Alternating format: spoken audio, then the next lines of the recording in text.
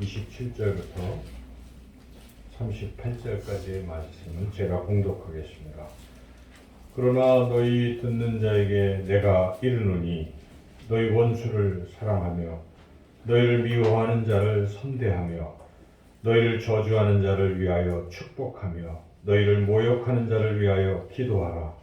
너희 입뺨을 치는 자에게 저 뺨도 돌려대며 네 겉옷을 빼앗는 자에게 속옷도 거절하지 말라.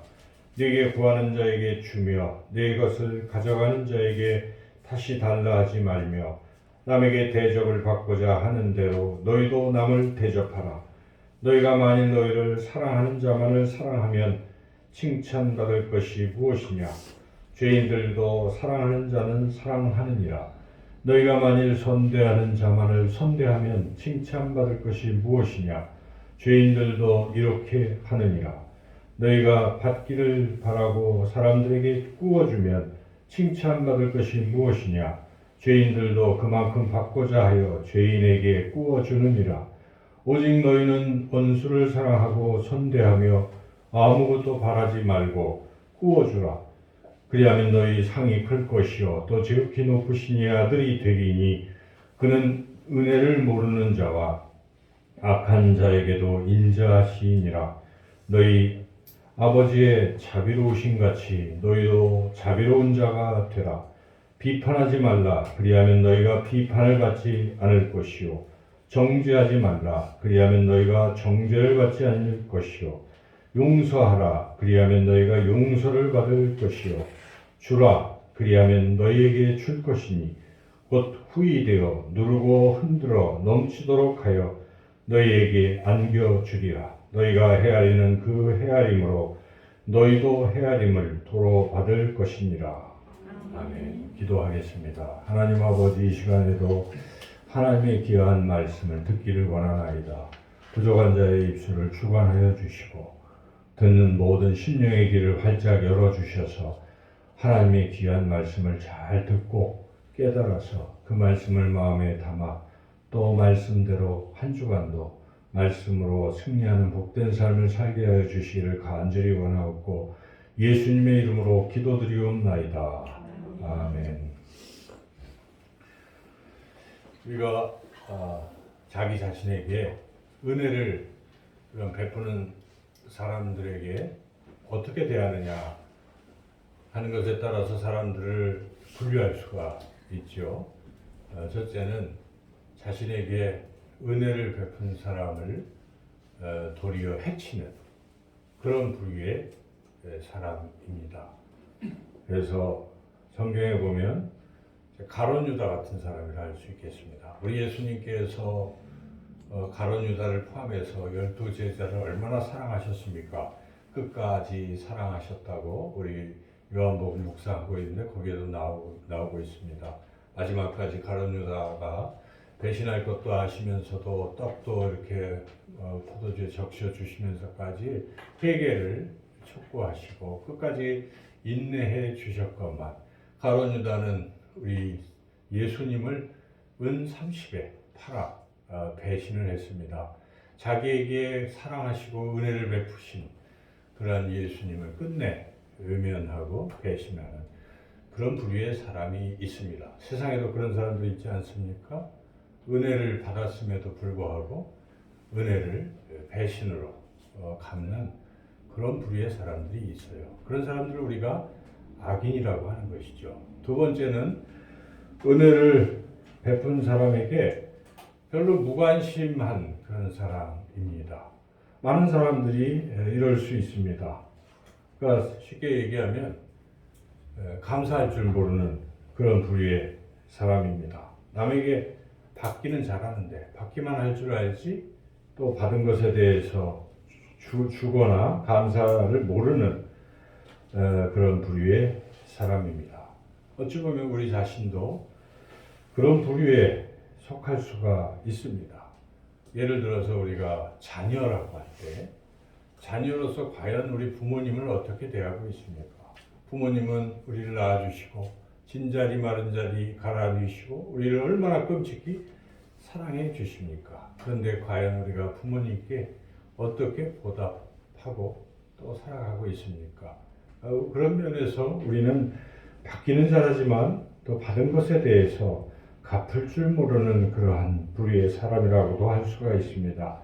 또 우리가 예수님을 믿는 그리스도인의 입장에서 오늘 우리가 기도했지만 우리의 더럽고 추악한 모든 죄악들을 우리 하나님께서 우리를 사랑하시기에 그 독생자 예수 그리스도를 보내주셔서 그분이 우리의 모든 죄를 다 담당하시고 우리의 죄악을 깨끗게 하시고 우리를 구원해 주셨는데 그 사랑과 은혜를 우리가 생각하지 않고 자신의 죄사함 받은 것만 기뻐하지 그렇게 나를 용서하신 나를 사랑하시는 그 하나님께 과연 우리는 어떤 것으로 보답하며 살아가고 있습니까? 그저 하나님께 받는 복만 생각하지 주님을 위해서 내가 과연 무엇을 할 것인가 생각하지 않고 살아가는 그런 그리스도인이라면 이런 부류의 사람인 것이죠.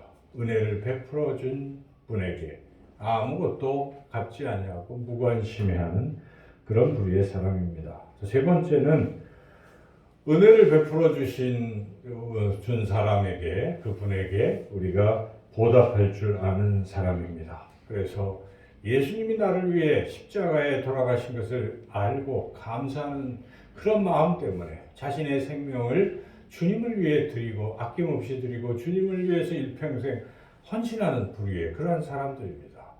중국의 허드슨 테일러 선교사님이 그랬어요. 물어봅니다. 사람들 왜 당신은 그 좋은 것을 다 버리고 이 오지에 와서 이렇게 고생하고 있습니까? 주님이 날 위해서 십자가에 죽으셨기 때문에 그 사랑에 조금이라도 보답하기 위해 저는 이 자리에 있습니다. 그렇게 고백하는 부류의 사람들이죠. 아마 여기 계신 여러분들이 그렇게 주님을 위해서 헌신하고 주님의 몸된 교회에 충성 봉사하고 계신 줄로 믿습니다.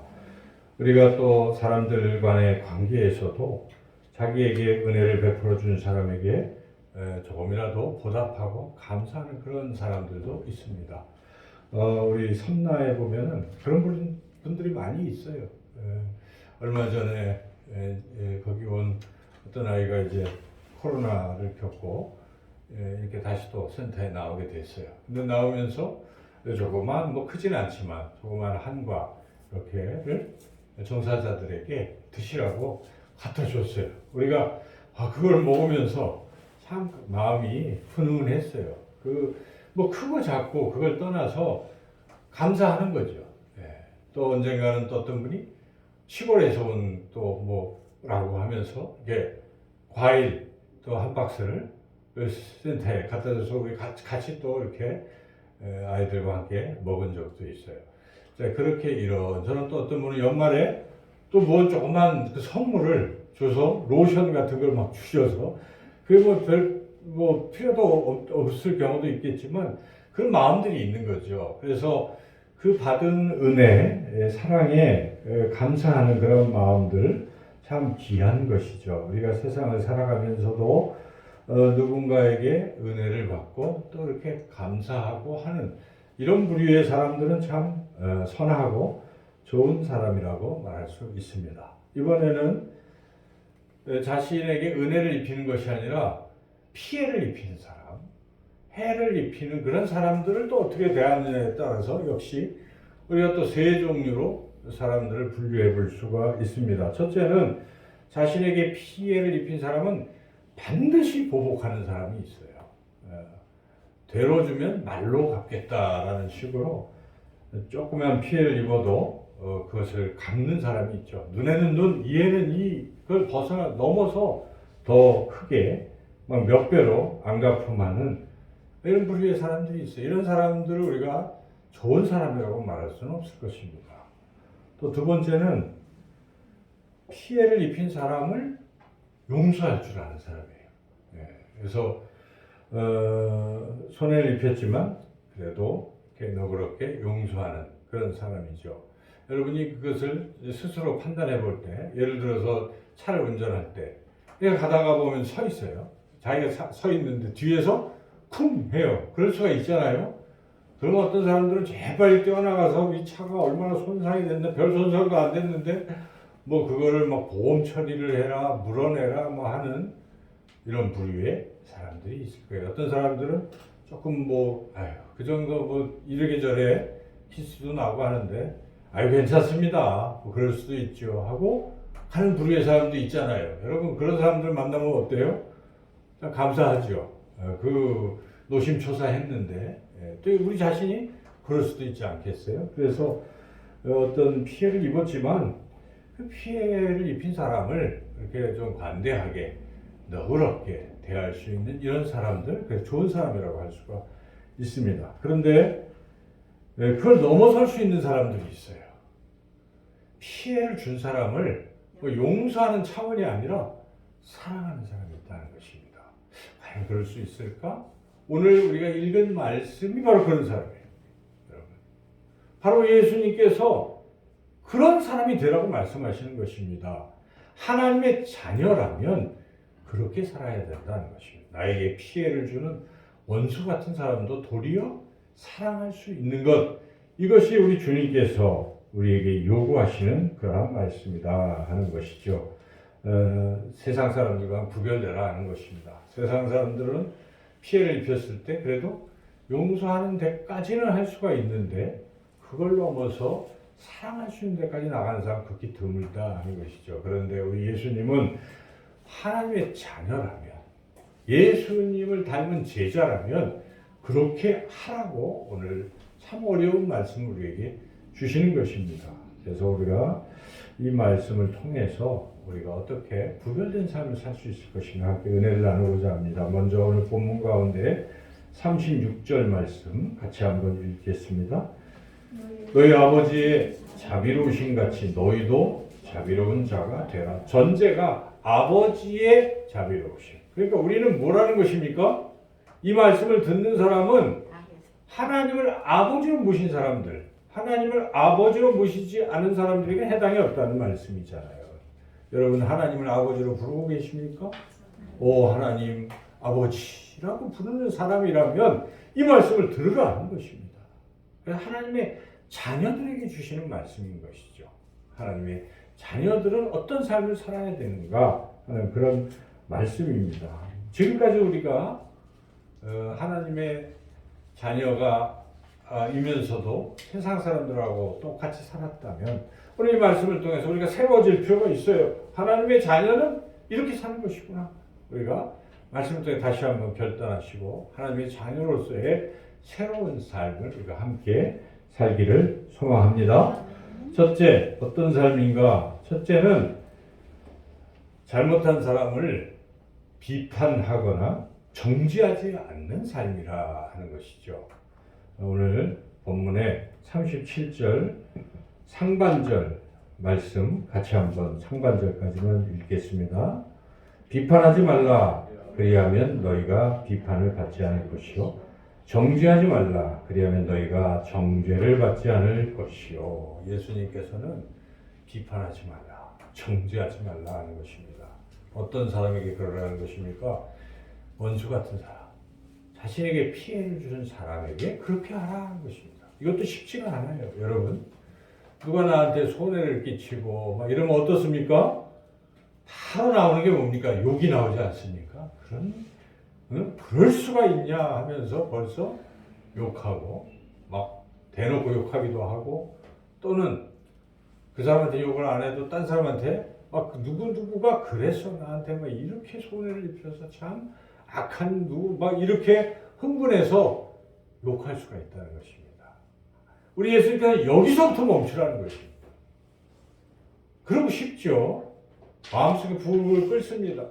나한테 피해를 입혔기 때문에 막 욕도 나오고 막 미운 마음이 막 나오죠. 근데 여기서부터 끊을 수 있는 것이 하나님의 자녀라는 것입니다.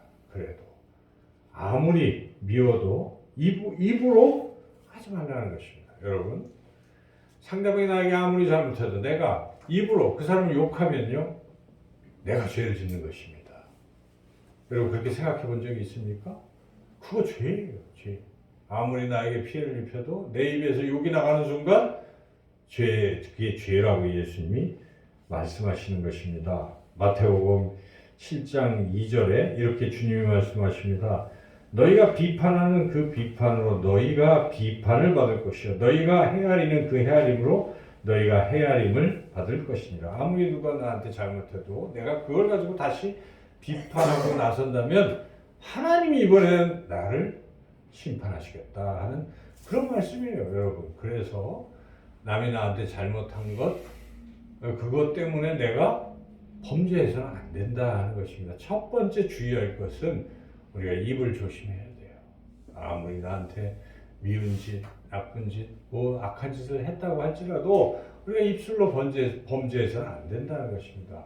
욕해서는 안 된다는 것입니다. 그거부터 막아야 된다 하는 것입니다. 침묵하라 하는 것입니다. 그때 우리 기도해야 돼요. 이런 피해를 입고 욕이 막 나오려고 할 때 막 그렇게 말하는 대신에 하나님 앞에 하나님 앞에 아뢰십시오. 여러분 시편을 보면 그런 거 많이 나오잖아요. 억울하고 피해를 입었을 때 하나님이 하시니 하나님이 심판하소서, 하나님이 헤아려 주시옵소서 기도하는 것입니다. 그렇게 우리가 기도를 하면서 우리가 정화가 되어 가는 거예요. 하나님 앞에 다른 사람한테 욕하지 말고, 대놓고 욕하지 말고, 스스로 혼자 조용히 욕하지 말고 하나님 앞에 기도하다 보면 하나님이 인도하실 것입니다.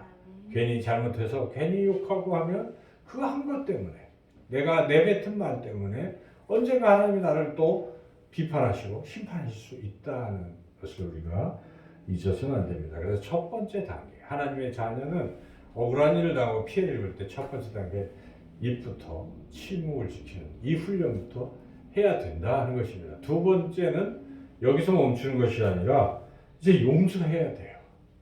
어렵지만 나에게 피해를 입힌 사람을 용서하라는 것입니다. 오늘 그래서 예수님께서 오늘 말씀에 37절에 쭉 이어지는 말씀까지 37절 다 읽어보겠습니다. 비판하지 말라 그리하면 너희가 비판을 받지 않을 것이요 정죄하지 말라 그리하면 너희가 정죄를 받지 않을 것이요 용서하라 그리하면 너희가 용서를 받을 것이요. 다음번에 주님 말씀하신 것이 무엇입니까? 욕하고 비판하고 하는 거 맞고 한 걸음 더 나가서 뭐 하라는 것입니까?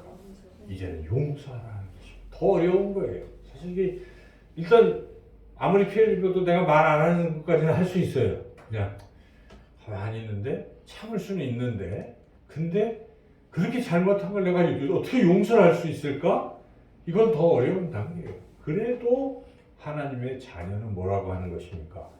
용서하라는 것이 예수님의 말씀입니다. 용서하라 하는 것이죠. 용서가 쉽습니까? 여러분 용서하는 거 참 어렵습니다. 그래서 사람들이 그런 말을 하잖아요. 어떤 조그만 일이라도 자기한테 누가 피해를 입히면 그거는 바위에 새기는 거예요. 원수 짓고 이런 거는 바위에 새기고 나에게 베푸는 은혜는 냇물에 새긴다. 다 흘려버리고 다 잊어버리는 거예요. 그렇지 않습니까? 우리 인생이 그렇습니다. 누가 나에게 베푼 건 다 잊어버려요. 몰라요. 그런데 조금이라도 잘못하면 이거는 더 마음속에 담아놓고 또 뭐 하잖아요. 여러분 부부싸움 할 때도 그러면 안 돼요. 그죠? 그래도 살아오면서 서로에게 준 사랑이 얼마나 커요. 근데 그런 거 자꾸 생각하면서 그래도 그때 당신이 나한테 그랬지 하고 고맙게 생각하면 부부간에 얼마나 행복해요. 그런데 그런 건 다 잊어버리고 조금 잘못한 걸 계속 잊어버리도 않고 기억이 얼마나 좋은지 30년, 40년 전의 일도 또 돌리면 이게 어떻게 되는 거예요? 그럼 안 됩니다. 용서 안 한 거예요. 그죠? 용서해야 돼요. 그래서 은혜를 어디에 새겨야 되겠습니까? 바위에 새기십시오. 그리고 원하는 냇물에 흘려보내십시오. 그게 하나님의 자녀의 올바른 태도일 것입니다. 우리가 이럴 때 생각할 게 있어요. 바로 우리 예수님이 나를 용서하셨구나 하는 것을 우리가 생각해야 돼요. 우리의 죄를 용서하지 않았다면 우리가 어찌 이 자리에 설 수 있겠습니까? 어찌 하나님 앞에 설 수 있겠어요? 우리 예수님이 나를 그렇게 사랑하신 그리고 용서하신 그 용서를 우리가 생각해야 돼요. 그래도 용서를 안 하면 우리 예수님 경고하십니다. 우리가 아까 주기도문 했잖아요. 뭐라고 우리가 고백했습니까? 우리가 우리에게 잘못한 사람을 용서하여 준 것 같이 우리의 죄를 용서하여 주시고. 이 전제가 돼 있는 듯 하잖아요. 주기도문이.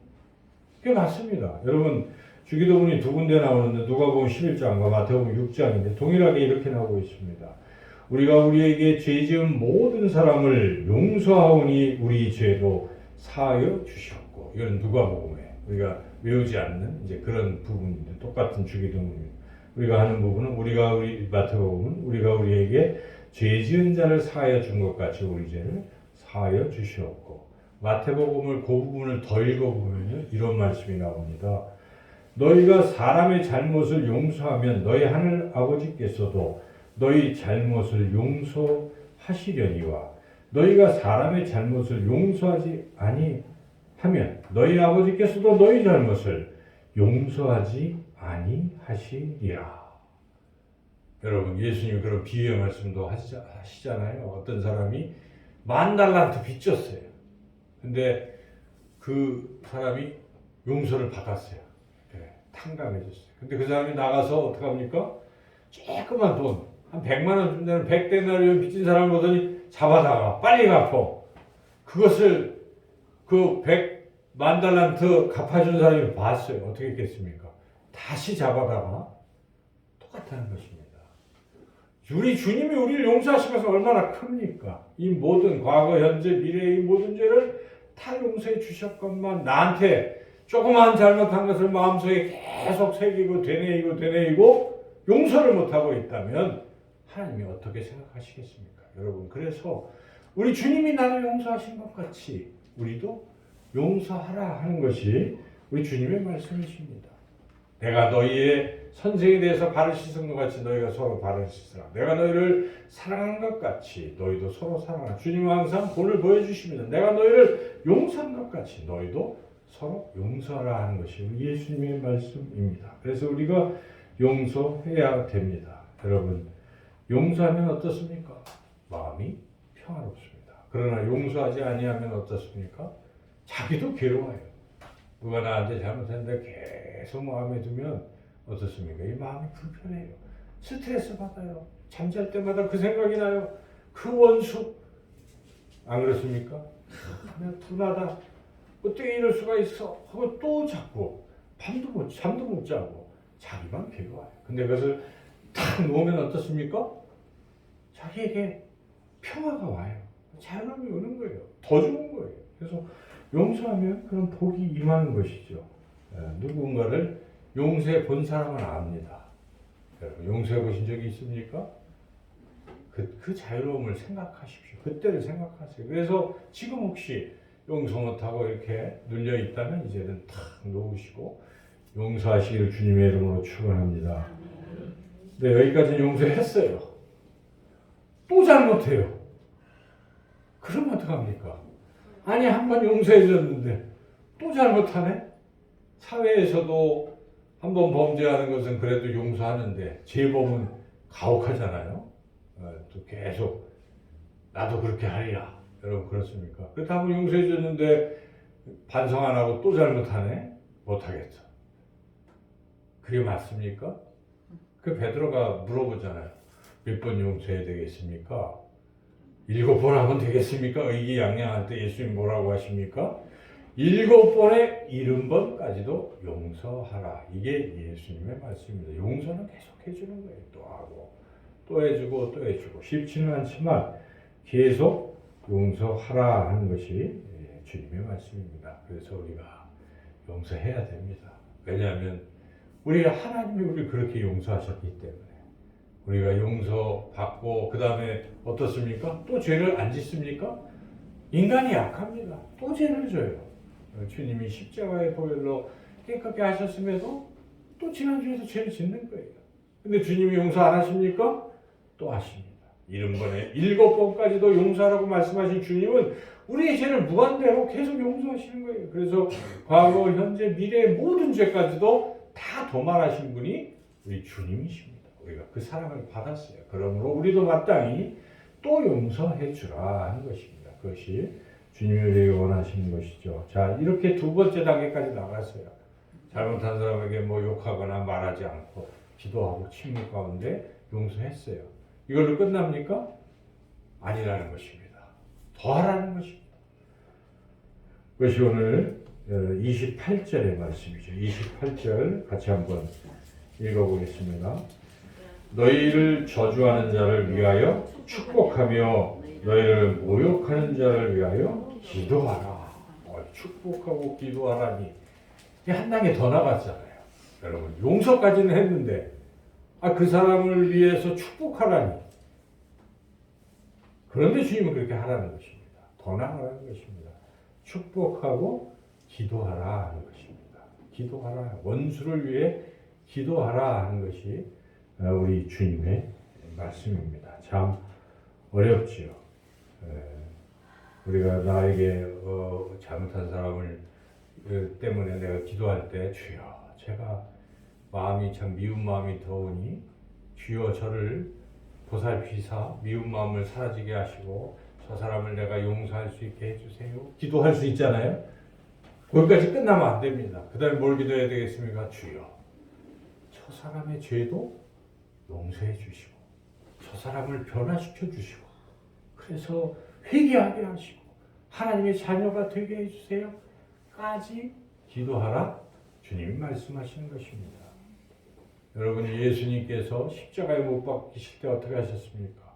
자기를 채찍질하고 조롱하고 침뱉고 끝내 자신을 죽이는 그 사람을 바라보시면서 십자가 앞에서 뭐라고 말씀을 아버지여 저들의 죄를 용서하소서라고 기도하시는 것입니다. 그러니까 그들이 불쌍한 것이죠.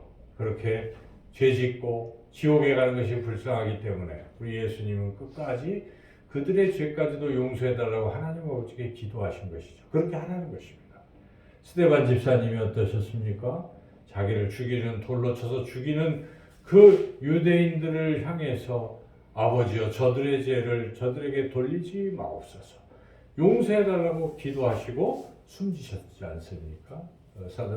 사도행전 7장에 나오는 말씀 아니겠습니까? 그것이 우리 하나님께서 우리에게 원하시는 바입니다. 그래서 우리가 용서하고 그 다음에 단계는 그 사람 위해서 기도하라는 그 사람이 잘 되도록 축복하고 기도하는 단계까지 나아가야 된다 하는 것이죠. 여기서 끝납니까? 우리 예수님은 한 단계 더 나가라고 하시는 것이죠. 그게 무엇입니까? 그것은 이제는 나 원수 같은 사람을 어떻게 합니까? 사랑을 베풀라는 것입니다. 용서하는 것까지 할 수 있잖아요. 욕하는 것도 할 수 있고 그리고 기도하는 것까지 해볼 수 있겠는데 이제는 어떻게 하라는 것입니까? 사랑을 베풀어 주라는 것입니다. 참 어려운 말씀입니다. 오늘 29절 한번 읽어보겠습니다. 너의 이 뺨을 치는 자에게 저 뺨도 돌려내며 내 겉옷을 빼앗는 자에게 속옷도 거절하지 말아요. 뺨을 치는 거 용서할 수 있는데 또 더 맞겠다고 또 겉옷 빼앗아 갔는데 속옷까지 내주는 거 이거 참 어렵겠죠. 그러나 주님이 그렇게 말씀하셨어요. 30절도 읽어보겠습니다. 내게 구하는 자에게 주며 네 것을 가져가는 자에게 다시 달라하지 말며 행동으로 그냥 빼앗겨도 또 주고 또 주고 하라 이런 말씀이죠. 35절도 읽어보겠습니다. 오직 너희는 원수를 사랑하고 선대하며 아무것도 바라지 말고 구워 주라. 또 38절도 읽어보겠습니다. 주라 그러면 너희에게 줄 것이요. 이렇게 뭐라고 합니까? 달라고도 하지 않는데 줘야 되고 나에게 손해를 입히고 할지라도 도리어 사랑으로 행하라. 결론은 주님께서 원수를 사랑하라 이렇게 말씀하신 것입니다. 그래서 나에게 악을 행하는 사람을 도리어 사랑으로 보듬어라 하는 것이죠. 이렇게 선을 행하게 되면 원수를 사랑하게 되면 어떤 일이 일어나게 됩니까? 그것은 그렇게 된 사람이 변화되는 역사가 그때 일어나는 것입니다. 여러분 그렇지 않습니까? 그전에는 잘 변화가 안 돼요. 그런데 기도도 하고 용서도 하고 다 했는데 변화가 안 되는데 도리어 사랑을 베풀면 변화가 되는 것이죠. 이런 이야기가 있습니다. 어떤 중소기업 사장님이 계셨는데 참 그 사원들을 사랑했어요. 나이가 지긋하신 분인데 그래서 그 중에 이제 젊은 또 직원들이 어렵게 하면 공부도 하라고 장학금도 주고 하면서 또 낮에는 일하고 밤에는 공부해라. 그래서 뒤에서 이렇게 도와주고 그런 좋은 사장님이 계셨는데 어느 날 이제 그 회사에 여자 경리가 출근을 해서 보니까 돈이 없어졌어요. 한 200만 원이 비었어요. 그래서 부랴부랴 경찰에 신고를 했습니다. 경찰이 와서 조사를 했더니 얼마 전에 몇 달 전에 입사한 신입사원이 훔쳐간 거예요. 그래서 그 사람이 체포가 됐습니다. 체포가 돼서 경찰에서 조사를 받고 또 검찰로 넘어와서 드디어 판사 앞에 섰습니다. 이 판사가 이제 판결을 하기 전에 피해자를 불렀는데 사장님이 이제 나간 거죠. 그래서 이렇게 피해를 입었는데 사장님 마지막으로 하실 말씀은 없습니까? 하는데 사장님이 한참 있다가 눈물을 흘리시는 거예요. 그러면서 저 젊은이가 여기서 판결을 받게 되면 더 이상 낙오자가 돼서 어떻게 살아가겠습니까? 사실 따지고 보면 저한테도 잘못이 있습니다. 제가 그걸 부실하게 관리를 했기 때문에 그 훔쳐가게 된 저의 잘못도 있습니다. 용서해 주시기 바랍니다. 이렇게 눈물로 호소를 했습니다. 그랬더니 판사가 알겠습니다. 일단 나가 계세요 하고 내보냈습니다. 근데 얼마 뒤에 저쪽에서 그 젊은이가 뛰어오면서 사장님께 와서 이렇게 절을 하는 거예요. 그 판사가 다 이렇게 용서도 하고 했기 때문에 집행유예로 그렇게 풀어준 것이죠. 그래서 그 이제 아들이 참 이제 고마워했고 했는데 얼마 뒤에 그 한 아줌마가 이 사장님을 찾아왔습니다. 보니까 그 어머님이죠. 그 범죄한 아들의 어머님인데 막 무릎을 꿇고 울면서 참 제가 자식을 잘못 키워서 이렇게 됐는데 사장님께서 이렇게 너그럽게 용서해 주셔서 이렇게 해주시니 너무 감사합니다. 제가 잘못 키웠는데 참 감사합니다 하고 돌아갔어요. 돌아가서 보니까 사장님이 이렇게 탁자에 봉투가 있어요. 이렇게 보니까 200만 원이에요. 네, 그 어머님이 얼마나 어려운 가운데 그냥 그 근근히 모은 돈을 이렇게 갖다 드린 거예요. 그래서 사장님이 이제 직원들을 다 불렀습니다. 우리 잠깐 어디를 가자. 그래서 뭘 과자를 좀 사라. 슈퍼에 가서 과자를 사가지고 전 직원들이 도착한 곳은 고아원이었습니다. 고아원에 가서 이제 아이들에게 과자도 나눠주고 그러면서 직원들 앞에서 사장님이 이야기를 하는 거예요. 사실은 제가 여기서 자랐는데 제가 어린 시절에 원장님 돈을 훔쳤습니다. 그래서 경찰서에 붙잡혀 갔는데 그 원장님이 울면서 저를 위해서 그렇게 얘기를 해서 제가 그때 이렇게 돼가지고 오늘 여기 이 자리에 섰습니다. 그런 얘기를 한 거예요.